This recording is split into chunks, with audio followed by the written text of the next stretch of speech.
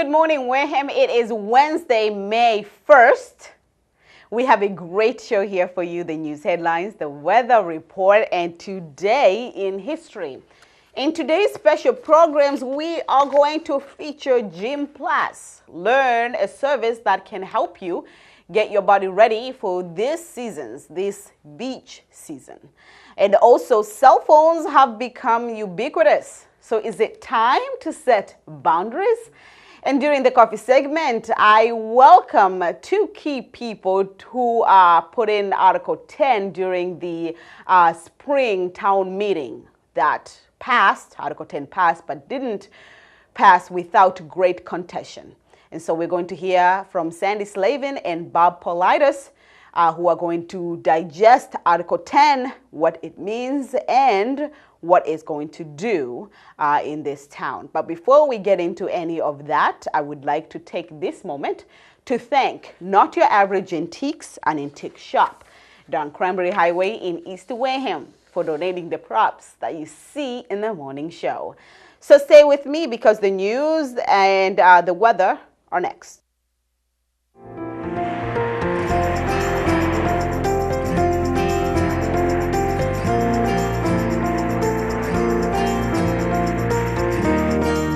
Not a lot of sunshine today. This morning, a little glimpse of sunshine, followed by clouds during the afternoon. High at 58 degrees, with rain showers in the evening, evolving into a steadier rain overnight. Low near 45 degrees.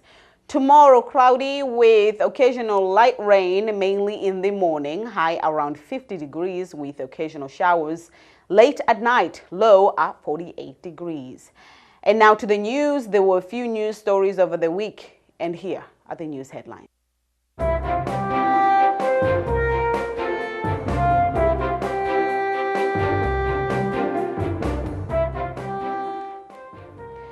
Weekend Local Wareham newspaper had the following headline.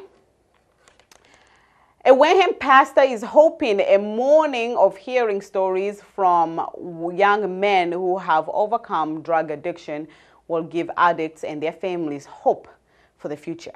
Reverend Dave Beguer is trying to reach out to the community where it's needed by hosting the communal event on May 5th at 10 a.m. at Grace Lighthouse Church.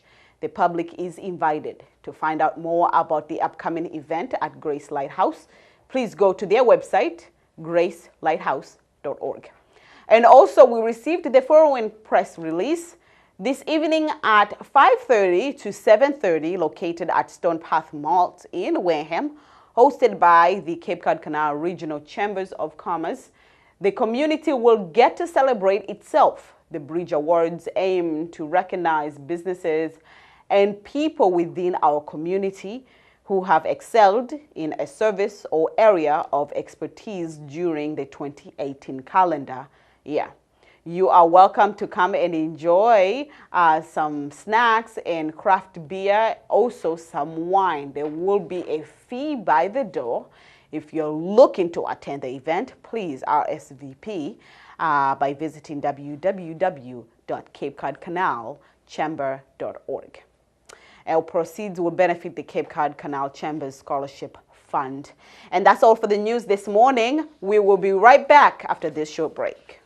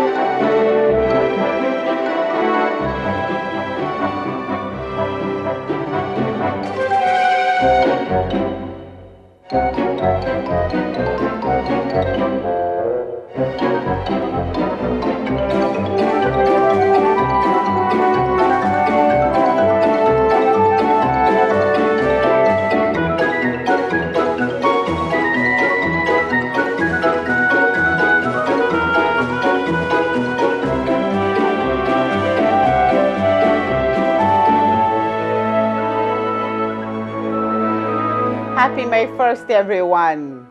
Winter is gone, so it seems, but it's still very cold out there. So now to our featured programs. Cell phones have become ubiquitous. They are everywhere. So is it time to set some guidelines, especially in schools? Take a look. They are fun and exciting. I am talking about cell phones. Now, cell phones and fast internet is a bad combination in the class. Cell phones are well embedded into our personal lives, but do they have a place in schools? Cell phones disruptions have become quite severe, driving some schools to issue a zero cell phone policy through mandating their students to use a smartphone lock, a pouch that prevents the students from having access to their cell phones. But not every school administration views cell phones as an enemy, and certainly not at Wareham High School. Currently, the cell phone policy at Wareham High School grants the use of cell phone only during lunch break.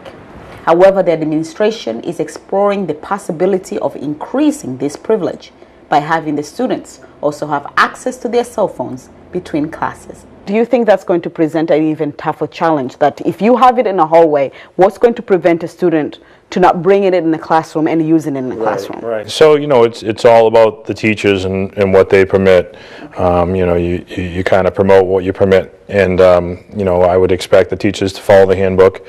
Keep in mind, all these changes would have to be approved by the school committee at the end of the year when we go to ask for our handbooks to be approved. So there's still a lot of hoops to go through in this process. But, the theory is, if the student has to send a quick text to the parent, they would do that in the hallway versus trying to sneak onto their cell phone in the classroom. So I would hope what we would see is that there'd be less students inclined to try and use their cell phone in the classroom and more students paying attention to the instruction that's going on. Now, some teachers, listening to this program, they would argue that that's not their job to enforce cell phone policy in the classroom, that, they should not be able to teach and also be able to monitor who's on their cell phone and who isn't, right? That just cell phones to be banned out of the classroom, period. So when the students are in the class, it's just all about learning and the teacher's there to fulfill his or her position. Right, but there's a lot of housekeeping procedures that teachers have to deal with. This is just one of them. And I think if you approach it early and set the tone early and often, what happens is the students understand the expectations. Okay, so what are you hearing from your teachers, about their cell phone policy? Well, they have a voice. They are being surveyed as we speak. So I think what we're hearing is that, times are changing. They're looking to make some modifications. Certainly, I don't think they want them in the classroom, and I can understand there's really no need now. If we weren't a one-on-one school, we'd probably need the cell phones to be used for educational purposes. They're looking for a little bit more consistency as far as, first three-step process. They're looking at first step being a warning by the teacher, second step kind of being a detention, third step would be a referral to administration, and then it would go up from there. Okay. So what role do you think the cell phones should play in the school? So from an educational standpoint, the opportunities are endless in regards to what it could do in the classroom. Even in the math class, although it's not a scientific calculator, there's still a calculator on there. Just what can be done in the 21st century from an educational standpoint with phones, it's awesome. Cell phone usage in school is a polarizing issue. Some teachers have disclosed that they are not fond of these devices, while others feel that cell phones can be used as a positive tool. So I definitely just want them to know that it's a tool, and actually you can learn a lot on a cell phone besides going on apps like Snapchat. There's a lot of tools and apps that are made for the classroom, and I'd rather them learn to do that than just be distracted by it on their desk. So are we saying that the pros are way more than the cons in this particular situation, in this particular school? I think it's probably neutral. And I think it depends on who has the phone.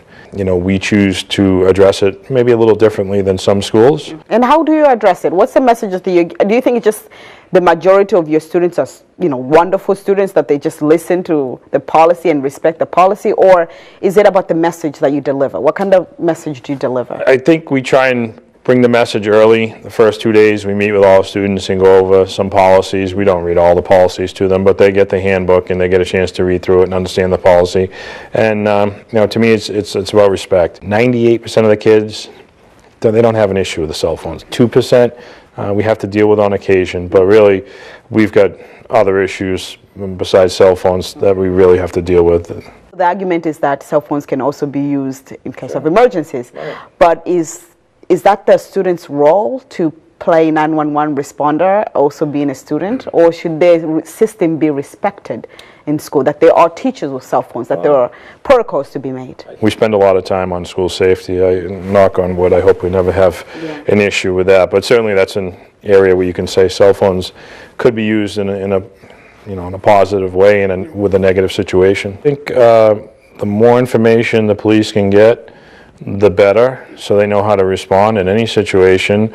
Certainly, you know, you'll be bogging down the 911 system, but there's the systems in place to bounce to other areas of the state to receive those calls. But I think if, God forbid, you ever have a situation, you want everyone to be your eyes and ears. You know, the more eyes and ears you have, I think the better. All right. Thank you so much. Thank you. Appreciate it. Thanks again. Thanks.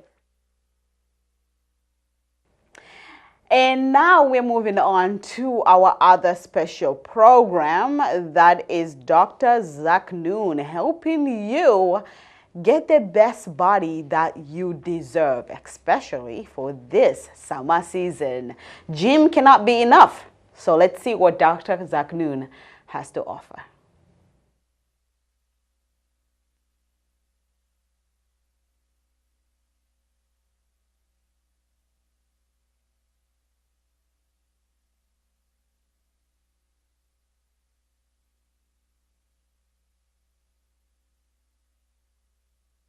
We understand that healthy eating and exercising are the best remedies towards shedding some extra pounds.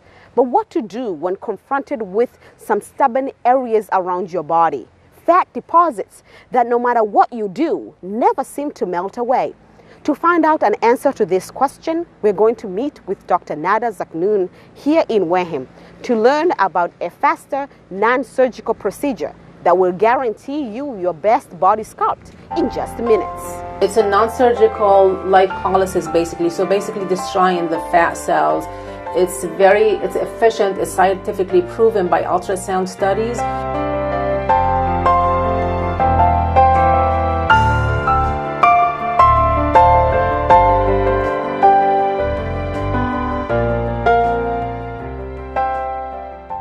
So tell us about TrueSculpt, what it is. So TrueSculpt is the latest technology in body contouring. So it's radio frequency basically. What it's doing, it's heating up the tissue at a very comfortable temperature, and by doing that, it's transmitting that heat to the subcutaneous tissue and destroying some of the fat cells. So this particular machine, the TrueSculpt ID, is the only FDA approved device for that purpose. And there are other, I think, machines on the market, but this stands apart because of the technology. It's really brand new technology, and the ease and the comfort that you see with this machine is very particular to it. So basically what's happening is that these hand pieces here are attached to the skin, and we apply a decal, which is basically a sticky paper, that attach it to the skin, and then it goes in sequence. And what's happening is the heat is transmitted from the skin to the subcutaneous tissue where the fat is, and this is where your target is. The fat is getting to be 3 to 4 degrees Celsius hotter than the skin. So it's very comfortable. So it feels like a hot stone massage. What's the span of the treatment? So what we do is it's very individual. So when you see a patient, you have to really determine the areas of concern. So it's lower abdomen, upper abdomen, flanks, but the abdomen is the most commonly, you know, a treated area because, you know, particularly in women after childbirth or any age, you know, the abdomen is very difficult to really sculpt. So we can go up from, you know, 2 pieces to 6 pieces. It depends, but most people want to treat several areas at a time, so you can do an abdomen, you can do flanks in the same setting. So that takes 15 minutes only. So who is the ideal candidate? for TrueSculpt? Anybody basically. So there's really no BMI. The BMI is the body mass index. There's really no limit on it. But obviously if a person is very heavy, there is some reduction, but they're probably not going to see it and they're not probably going to notice a big difference. But it's for a person who's, have a little bit of pockets of fat here and there, a person who's exercises and they're still not happy with, having flanks or having, a little bit of pouches in the abdomen. This is the ideal candidate. TrueSculpt isn't to be mistaken for or associated with other surgical treatments. It is. Where that when you do it, you expected some weight loss throughout maybe your lifetime, while this is a one-time procedure in conjunction with eating well and exercising. That's true, but the other thing is that nothing is really permanent, but once those fat cells are gone, they do not come back. So it is kind of, because you have a certain amount of fat cells in your body as an adult. So after you do the treatment, like we said, you have the 24% reduction. So those fat cells that are gone do not return. If a patient gains weight, that's a different situation. But for somebody who's maintaining their weight, that's an ideal situation for them. What are some of the side effects? Are there any? There are practically none. There's just mild redness in the area where you put the applicators. It goes away in about a half an hour to an hour. And because with this technology, we don't use high temperatures, the highest we go is like 43.5 to 44 degrees Celsius, which is about 111 Fahrenheit, I think. And there are some times when people feel a little bit nodularity, like little pebbles, but those go away. But there really no pain and no adverse effects. At the moment, Dr. Zaknoun is hosting free consultations to anyone who is interested in learning about TrueSculpt ID and what it can do for them. Reporting from Wareham, I am Queen Banda of WCTV. So now we do have a cure for those stubborn fat deposit areas. And because we have the cure, I think we should celebrate that cure. And this is how we're going to celebrate that cure. We are going to visit a candy factory to celebrate that cure. We can eat all we want. No worries. Let the fat pile on. Why? Because we have Dr. Nada Zaknoun. Here is a candy story. This world of pure imagination requires no golden ticket. So come with me and you'll see the magic behind Gowell's Candy. Located at 727 North Main Street in Brockton, the smell of freshly made candy couldn't have tasted sweeter.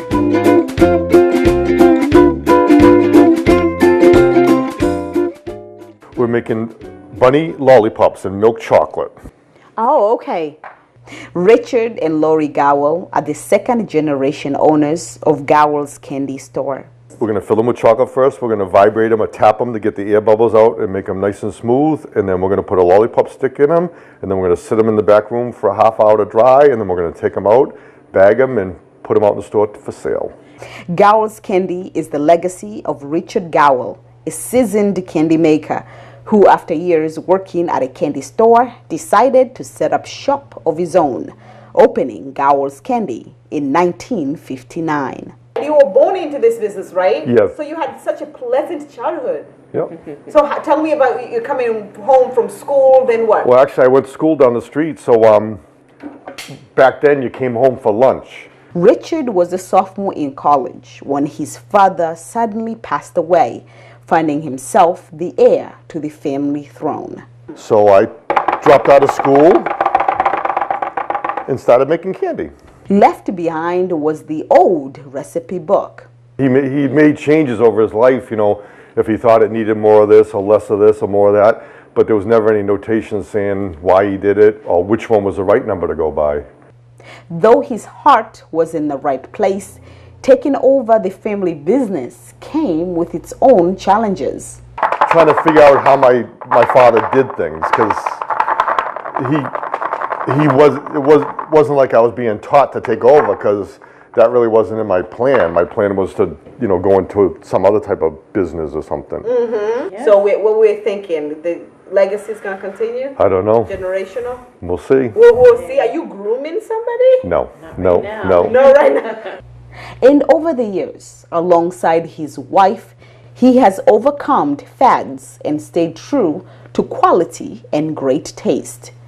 After all, it was the original recipe and quality that drew one of the biggest and iconic American movie stars to be one of their loyal customers. His favorite was dark chocolate almond bark, and that's what at least once a week or once a month we'd get an order from him, From his California. personal assistant out in California, and we sent him boxes of dark chocolate almond bark until he died. And if you dare compare or doubt these candies, consider this. This is all homemade, fresh. The stuff you buy at Walmart could be sitting around a year before they even get it. And then they distribute it. The stuff that I have and make is not even close to that. Some things are put out for sale the day I make them. Everything is made fresh to go. The company also ships to all parts of the country. And if you're not into joining a queue, you can visit Gal's Candy online and place your order. Okay, so I'm about to try peanut butter dreamy. Yes. Right? Yes. Uh-huh.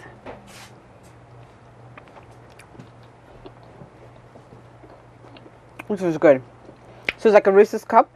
Yes, very similar, but softer, smoother. And do you make it here? Yes. And so what's your biggest seller? I see a lot of delicious candies here. I mean, my favorite, I would point out to the milk Oreos there. Yep. What's your biggest seller? The biggest seller for us is turtles and bark. If they don't buy a box of turtles, they're shopping for someone else. They get a goodie bag to go, and there's a turtle or two in their goodie bag. So. Well, there is no glass elevator to take me out of this factory. So I'm just gonna walk out of that door and say goodbye to our friends at Gal's Candy.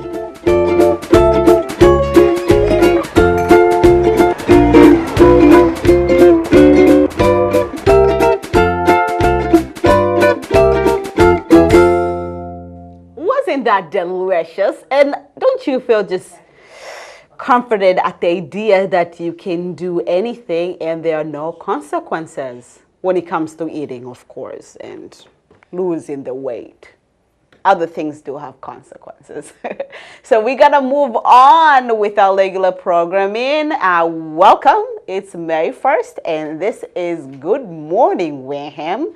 I would like it to be Good Morning America, but we're not quite there yet, but it's Good Morning Wareham, your source for local news, weather, and more information. And now to my favorite part of the show, and that is the history segment. Let's take a look at where we were today in history.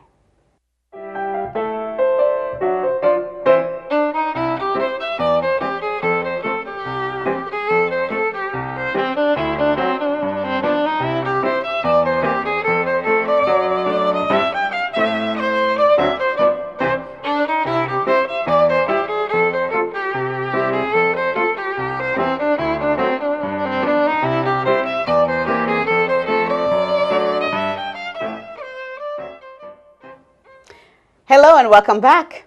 So we are going to start with 1931. Today in history, the Empire State Building was dedicated by President Herbert Hoover.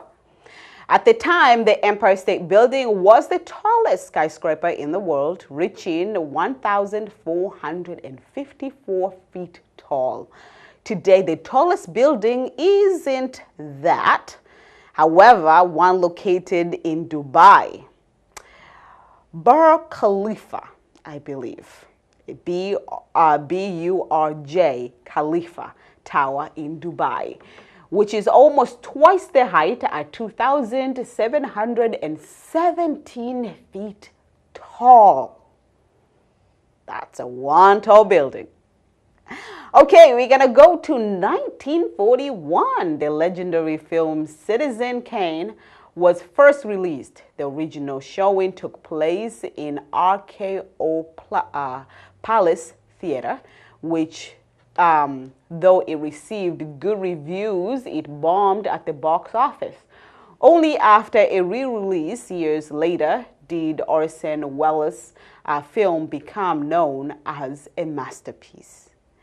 And in 1957, Larry King had his first radio broadcast, starting at the age of 23 years old, and now at 85 years old, has been working as a journalist for over 60 years. And he has been a staple of the pop culture for decades as well. And of course, we have a tradition here. We celebrate birthdays. And today's birthday goes to Wes Welker. The former Patriot wide receiver turns 38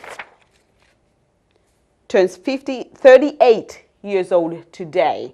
And though he did not win any Super Bowls with the team, he was a main weapon in the offense and was Pro Bowler 5 times with the Patriots. And that is all for the birthdays, and happy birthday to anybody else celebrating their birthday today. To learn more great, cool historical facts, please go online under history.com, where we also get our history facts. And starting next week, we are going to introduce a new segment, and that is the word of the day. Something for those curious minds. So that is starting next week, and we'll see how we do. But for now, we're going to take a look at our events calendar before going to the coffee segment.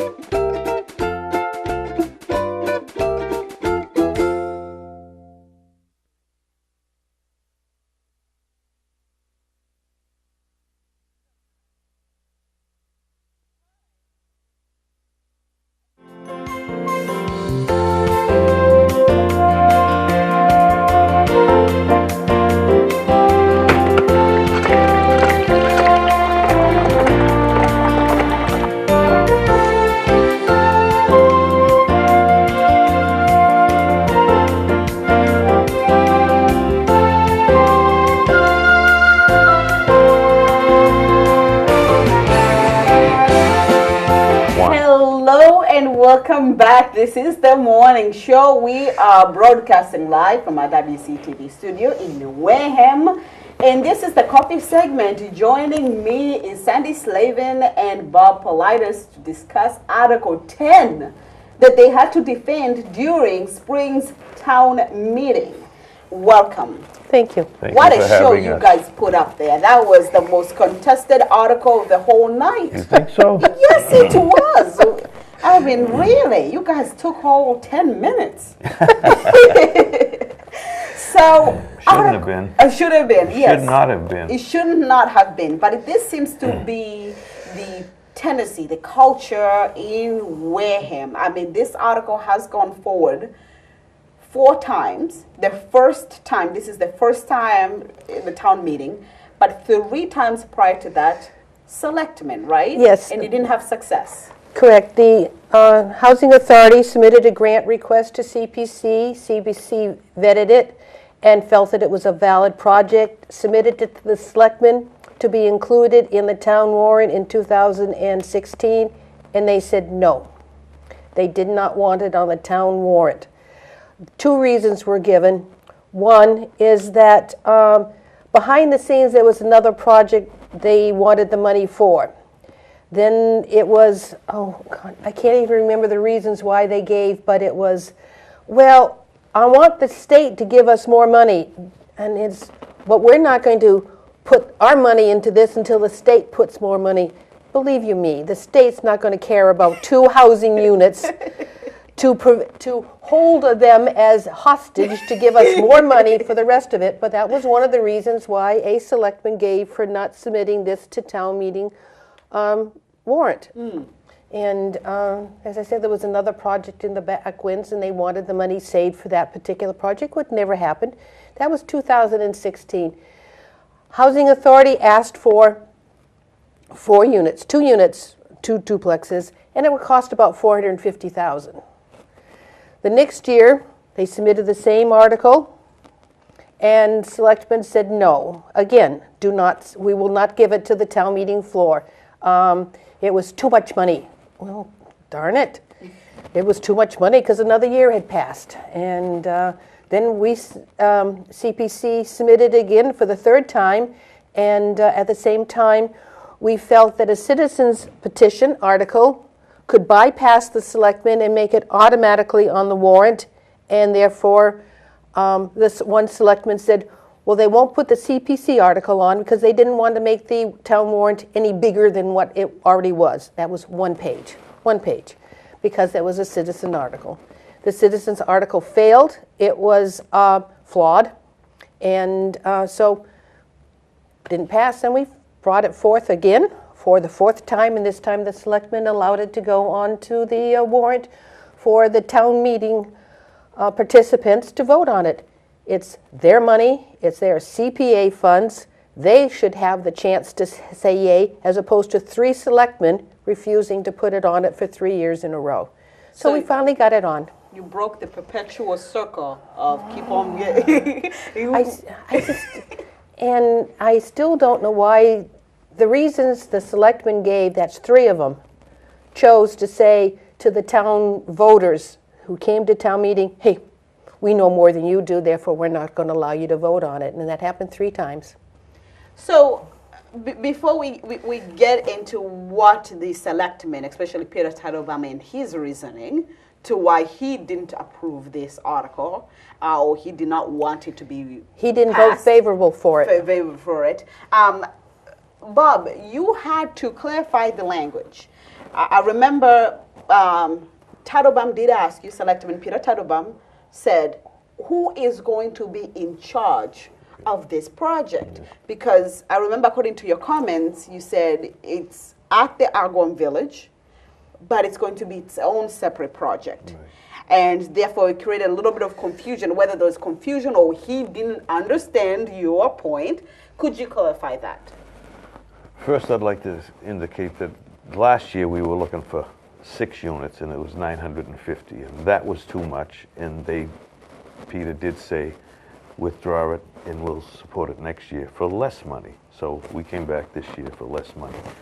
Now, some of the the commentary by the Finance Committee and by Peter is just a misunderstanding of the project, which I think we thoroughly explained to both the CPC this year, last year, and the FinCom the previous year, and they were supportive of it.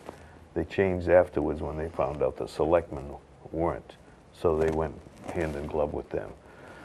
But to make it simple, first of all, the Wareham Housing Authority's sole purpose, mission, and goal is to provide affordable housing for the citizens of the community. We are established.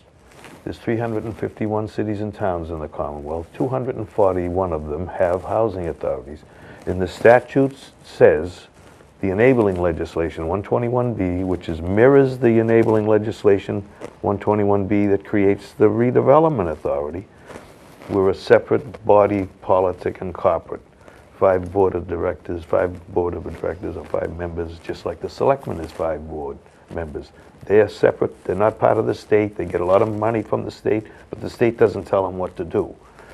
The state also doesn't tell us what to do. There's certain regulations on the rents we can charge when it's their funded project. So therefore, because they keep the rents low, they then therefore subsidize the units. We have not received a subsidy in the past 4 or 5 years. We have taken over and we run a nice, efficient, safe, affordable, decent housing for the 104 residents at Agawam Village and at Redbrook Apartments, Redbrook Apartments, and we also have about 70 mass rental voucher programs around town where the people have a voucher. They pay some of the rent and the state, through us, gives a subsidy to those landlords. That's not truly affordable housing. It's affordable to the tenant, but the rental units cost, and even this thing down at Swift's Beach and the other ones that are coming, it's not really affordable, and there'll be people from out of town coming in there. We are truly affordable. Our average rent is $400 and something a year because we no longer have bad debts, accounts receivable, tenants not paying. We don't have vacant units. We turn them over quickly, so therefore we have more income from computing the rents properly, more income from having less vacancies, so our income is going up, and now we're generating a little more from our cash management. So we are the truly affordable. These units that we're proposing here would be truly affordable. Now, going back to the fact that this Wareham Housing Authority, when we were created, like all other housing authorities, it says the town went to the town meeting and asked the people to vote to create the Wareham Housing Authority under Chapter 121B. The state gave us a charter and we're on our own, just like if the town gave Wareham a charter 275, the state gave the Wareham a charter 275 years ago. We didn't create ourselves. We're creatures of the Commonwealth. So the original purpose was, if you wanted housing in your community, you enacted this legislation, and Wareham had Wareham residents, Hudson had Hudson residents, Boston residents. They've muddied that up and commingled units. It's no longer just these 2 units projects were called 6671 and 6672, which is the chapter of the Mass General Laws that created elderly housing. Chapter 200 was for veterans. 705 was for something else. ADHP is for handicapped people. They've mixed them all up. And housing was for Wareham residents. So we try, to the extent permissible by law, to continue that, even though that's changed with Fair Housing Act and so forth. But the intention was not for Wareham to build housing or Brockton to build housing and take people in from Abington, Holbrook, Randolph, and Whitman, or for us to build housing and then exclude people from Wareham and take in people from Mattapoisett, Marion, Buzzards Bay, or whatever. You take people from your own community. First, local preference, all things being equal. There are situations, and we will try to maintain that. Now, secondly, these are just 4 units. They'll be on our property. This project was built 60 years ago. there was a development stage in which the state initially sold bonds, and over that period of time, they built the project. After it was built, the cost of the project became an asset on the operating statements of the Housing Authority in operation phase. And those bonds have since been paid off, and the Wareham Housing Authority owns those properties. So the only interest the state has now is helping to fulfill their obligation to not let this stuff get run down and become mothballed and closed. Like there's thousands of units across the state that housing authorities have just closed up and mothballed. Empty unit next to a livable unit. So the state's given money for capital improvements, roofs, siding, window, leaks, that sort of thing. They've given us over $2.3 million in the past few years. The town has given us money for underfloor plumbing, asbestos remediation, to convert the unit from an office to a housing unit when it was originally a housing unit, so we put it back the way it should have been, which was done without, quote, the state's permission. And everybody talks about the state's permission. The state will have no financial interest in this project. We're getting the money from the CPC. We will build the units for that cost, about $148,000 a unit. All the rest of the cost is sewer, water, gas, electric hookup, and $30-something thousand going back to the town for permits. So actual cost is about $148,000, and that's a good deal. There's no debt service. We won't be paying interest and principal payments on a mortgage because there is none.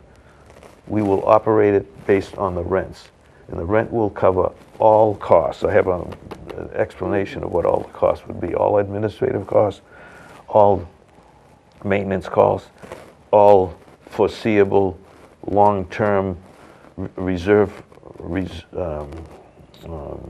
long-term reserves for replacement of roofs, etc., and so forth, and unanticipated extraordinary costs like somebody's washing machine breaks and stuff like that. So we'll replace that, and we'll do that for less than $500 a month. So and if we charge the tenants for the sewer, the water, or the gas and electric, we'll be doing it for like $350 a month. None of this other stuff that they talk about, quote, is as affordable as that. You can get developers and give them tax credits and give them all this stuff, but they still live in high-end office space in Boston. They go to Mass Housing Finance Agency and borrow millions of dollars, and it's got to be paid off. There's no getting out of it alive. They got to pay high interest and high principal payments back for 20, 30, 40 years.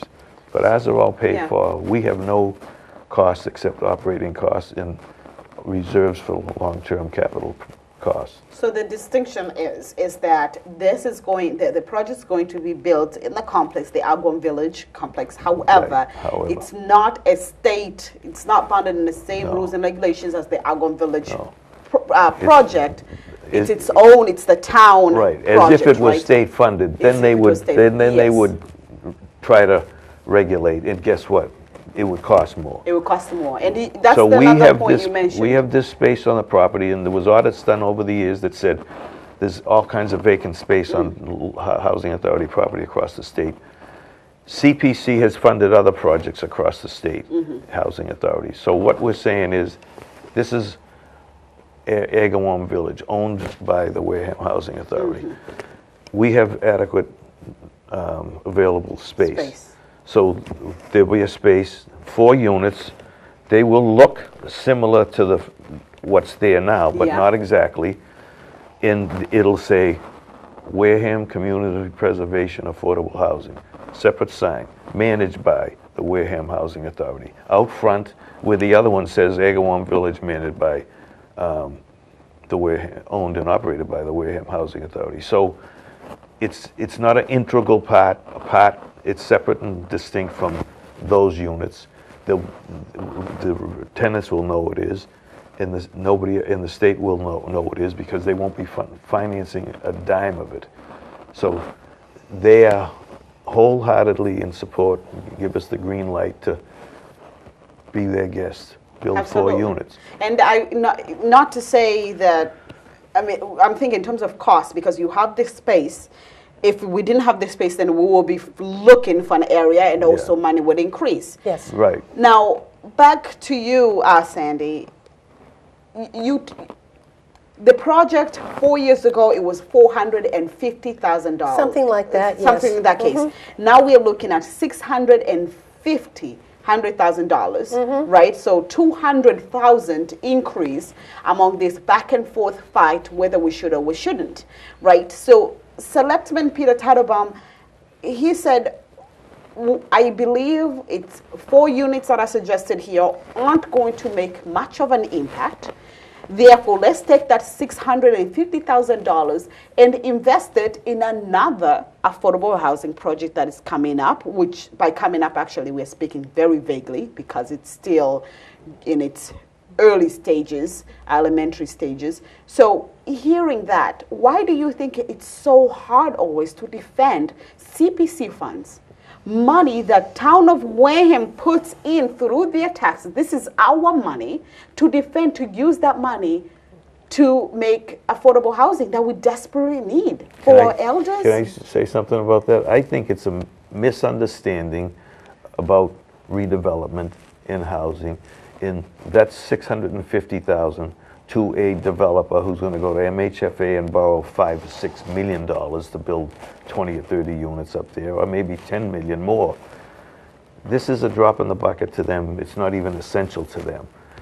And I proposed, when this controversy was not on the ballot, I said, we will take that property, give us $650,000 a year, and we'll put 4 units up, slow and over a period of years using CPC funds, and eventually you'll have 40 units or whatever they're looking to put up there. And it'll be truly affordable because there's no land costs and there's no building costs. You don't have to go get a mortgage. And that's the thing that's missing here. You go get a mortgage, you have to come up with the money to pay the interest and principal on the mortgage. Okay. So there's going to be a lot of these developers that are riding around in Mercedes and high-end cars aren't really doing affordable housing. They're getting the money from the state and the federal government, our tax money, to make it affordable for somebody who pays $400. So there's the difference. We're charging $400, period. And I think another big difference is that the Agawam Housing Authority is a known entity. We know it is low income. A project down on Littleton Drive, which is still just being worked on.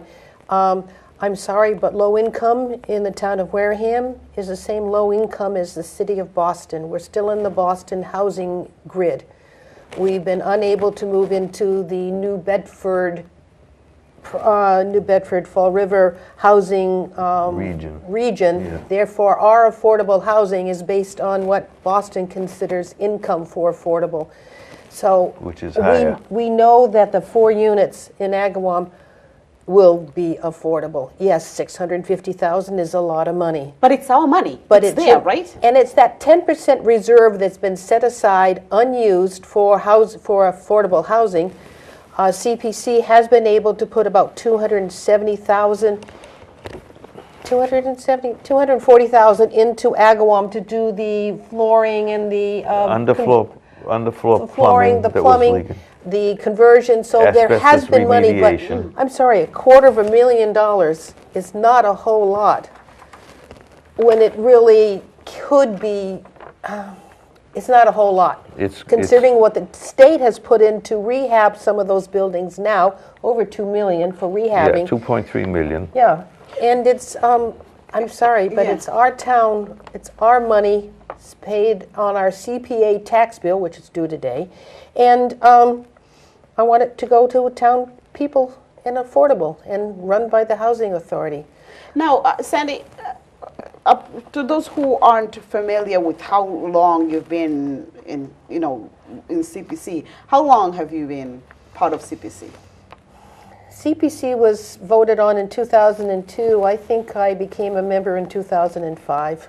Now, it will be true to say that you are well aware, well versed on what CPC is, how money can be utilized, and therefore, when you advocate for such a project, we are to trust your opinion, right? And that's what the CPC, Community Preservation Committee, that is our job to understand what is allowed and not allowed under CPA funding and advocate for something that is allowed to be done.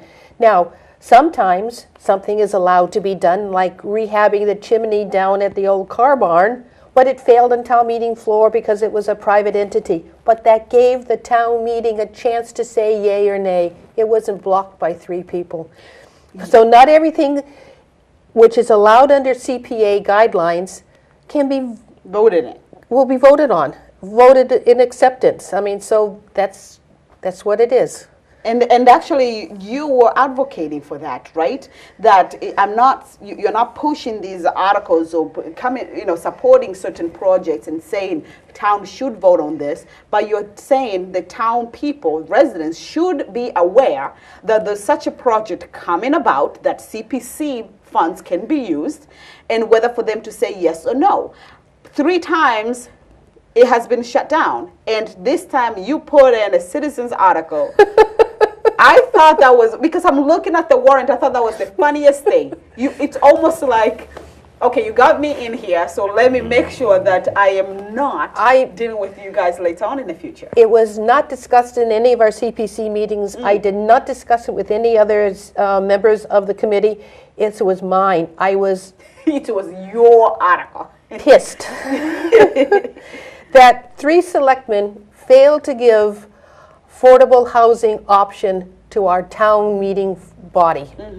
That really ticked me off. And your article could have passed if the article went in the first night. I really do think so, because there were only about 66 people in total on the second night. 20 of them were sitting on the stage, the selectmen and the FinCom that said no, so there was very little chance of getting 2/3 vote of the 66 people that were there. But I really do believe it would have passed on the first night with 150 residents there to say, hey, this is our money. We pay it on our tax bill. It should go toward everything CPC has vetted should come forward and let us determine, not 3 people in a selectmen's board who really, I don't know why. And to add to that, the FinCom did say that the Finance Committee, they said they couldn't approve, or they didn't vote favorable. Weren't in favor of this article because some of the key questions weren't answered, that you didn't provide the information. I'm glad you brought that up. And I spoke to Mr. Pigeon on the second night. I said, neither was CPC or Affordable or Agawam Housing Authority were invited to talk to the FinCom regarding the special spring town meeting article. And I was very disappointed that he spoke like he did and that wrote in the book. We never had a chance to answer their questions. They never invited us in for that. They always invite the applicants. Yeah. So we have 4 minutes, and I would like us to talk about, Bob, if you could tell us what a victory this is, the Agawam Village special project, the 4 units.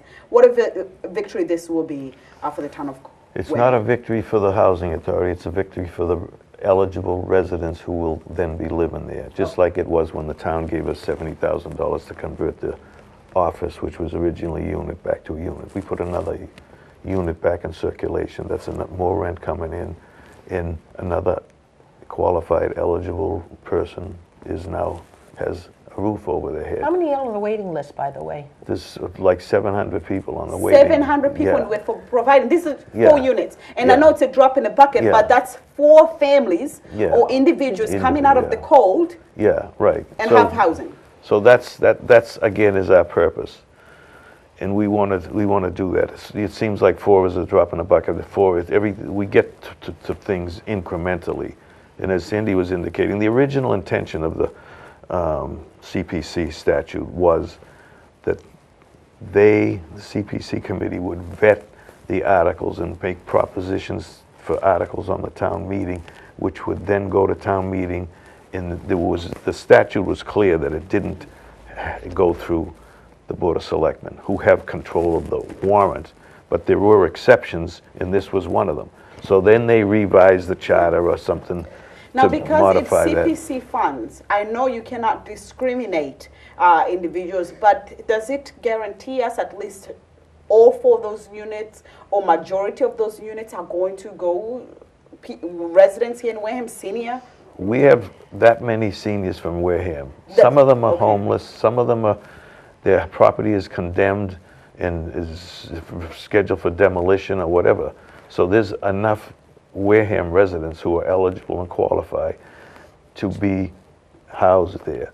And again, the rules that the state makes for determining rent and all that stuff, when it's their project that they finance, is different.